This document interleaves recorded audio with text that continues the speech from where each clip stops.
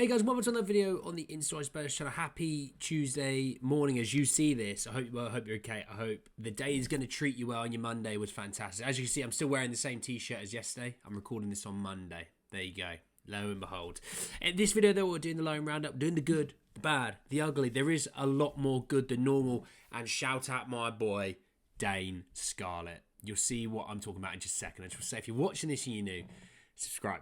You're very much welcome to join us for the journey. And let's jump in and talk about some of the boys, because there was some good stuff. I'm going to start Friday night with Leeds United. And Leeds United winning 2-0 at home to Sheffield United, who were the only unbeaten team in the Championship at the time. Leeds winning 2-0. I think it was 0-0 at half-time. Solomon came on in the 68th minute when it was 1-0 Leeds. It did end up obviously finishing 2-0.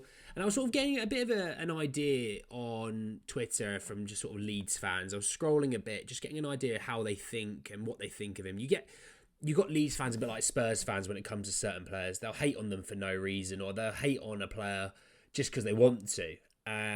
Leeds fans obviously have the same, because I've been scrolling. But a lot of them have been saying it's great to have him back. You know, it's 20 minutes under his belt that he gets, and slowly bring back up to speed. And obviously, him and Dan James both came back. So they were talking about highly about both.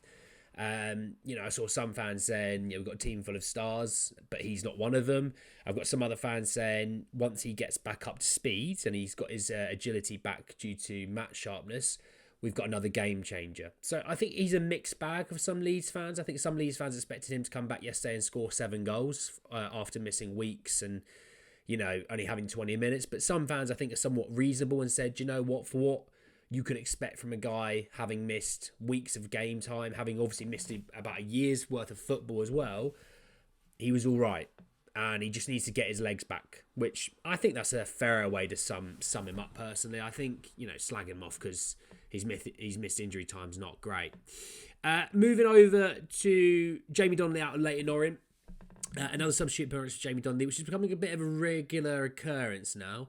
Again, on the 62nd minute in Leyton Orient's 1-0 loss away to Northampton. So again, they're not in form at the moment, Leyton Orient. And I was, again, looking at Twitter, getting an idea of what they think about him now. I see people going, why on earth is he not starting, and why on earth is he not playing in more of a natural position for him? They keep bringing him on in all sorts of positions that just aren't his number one position. I've seen some other people, giving him stick and saying, they saw him yesterday in the sub appearance. They said that he wasn't good, his touch was poor, and he looked off the pace. So again, it's another one of those where I think he's somewhat splitting some of the fans a little bit. He's a young player though. These things take time, and he's playing in a League One side that, let's be frank, isn't very good either. There's obviously that. Ugh.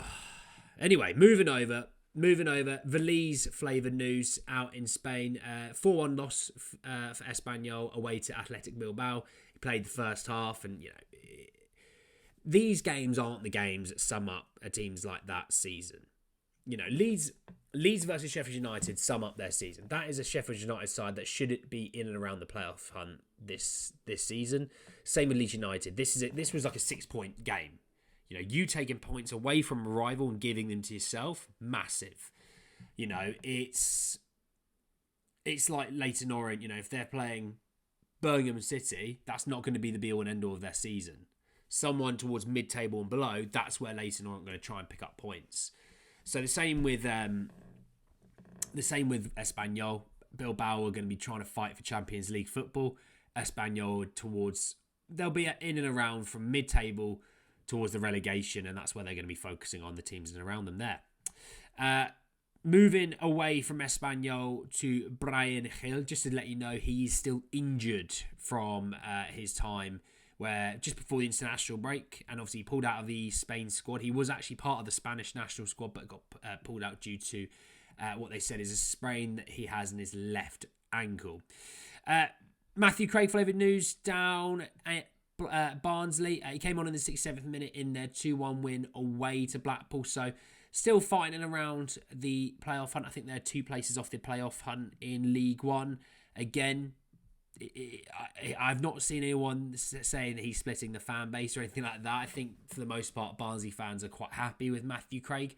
Again, he's still a young player, so maybe they're just a bit more understanding that things take time and he's not going to be dropping 10 out of 10 performances week in, week out. Right, let's come to my boy, out at Oxford United, Dane Scarlett. He came on in the 64th minute in their game against West Brom, who, West Brom, again, they'll be fighting towards playoffs, maybe even automatic promotion. And I actually saw it, but he scored. Dane Scarlett came off the bench, scored in that, I think it was the 92nd minute. And it was a lovely goal, by the way. Long throwing comes on, it gets a little flick. And as it gets flicked, Scarlett doesn't have a lot of time to react to it, but he sort of leaps, flicks it on, hits the corner of the side netting, which was a fantastic goal. It was a fantastically well-taken goal. And do you know what? He scored. Get that boy some bloody minutes now. Let him start the next game. Let him have 60 minutes. Let him show you what he can do, because he got, half an hour and he scored you a goal.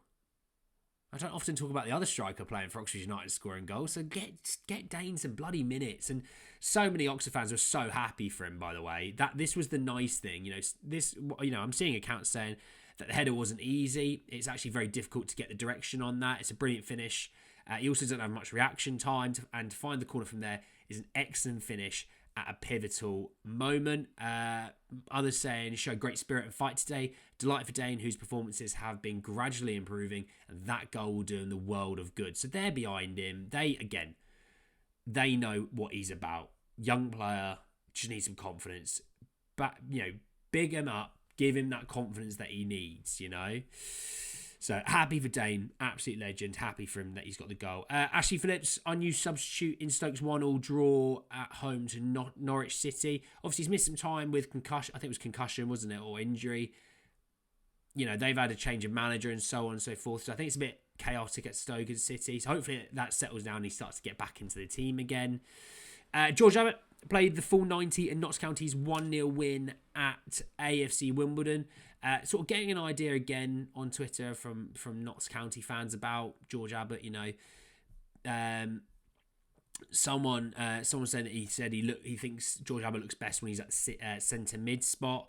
Others said he's either brilliant or invisible in games, but then when you look at his age and realise how well he's doing, his potential, they said he's ran games on his own before for Notts County, and he said there'll be a future England player, which is, hey, if he is, bloody brilliant.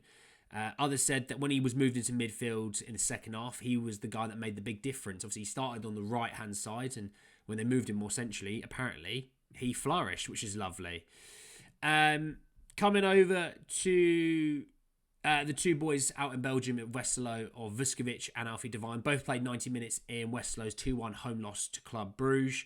Also, Westerlo had a sending off in that time. Alfie Devine had a really nice quote saying that Andy Scolding was recently in Westerlo. He is the performance manager at Spurs. And he said after the match, he had a long chat with Andy. And it's nice that they follow you so closely. That involvement is motivating, which is great. It's nice that we can send these boys out on loan and we're not sort of just ditching them out on loan, or, you're abandoning them out on loan. No, we're still keeping an eye on you. Still keep in touch. If you need anything, give us a shout. We're here for you. All those sort of things that you would want from young players. It's nerve-wracking. He's gone to Belgium. He's gone to a whole new way of living. It's nice that he's not just been left alone there.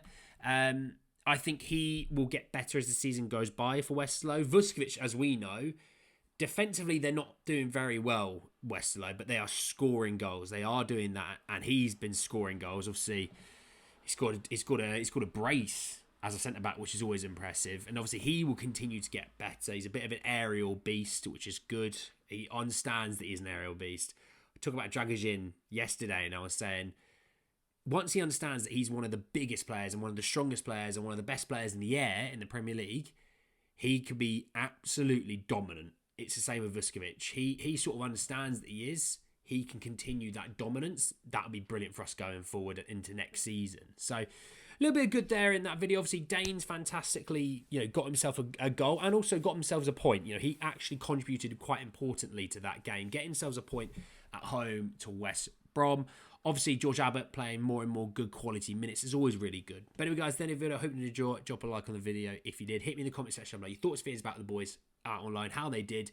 Good, bad, ugly, you know it. You just tell me. Obviously, subscribe to the channel if you're new and hit the bell notification for more. But anyway, guys, then the video. I'll see you all very, very soon. Take care, guys.